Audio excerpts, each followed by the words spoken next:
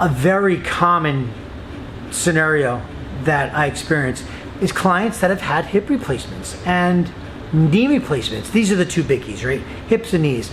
Some other spinal stuff too, but we'll keep this to hips and knees. And they don't feel right.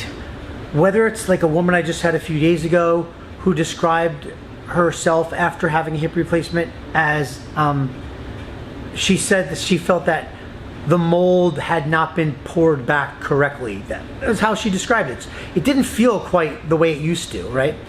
And she continues to see her doctor, and the doctor, she says, we'll pull up the x-ray and say, see, it's perfect, you're good.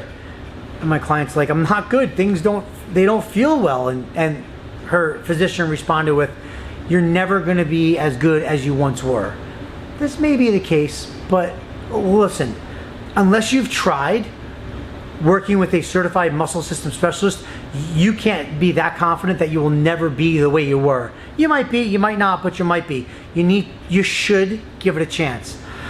I've had so many clients.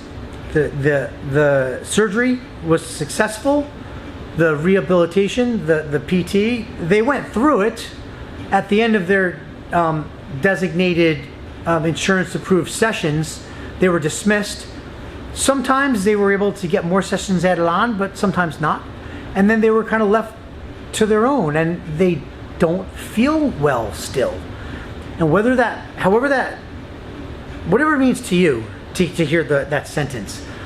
But the idea is that whether now you can't play tennis like you used to, or golf like you used to, or exercise like you used to, or go for walks like you used to, something's just not right anymore.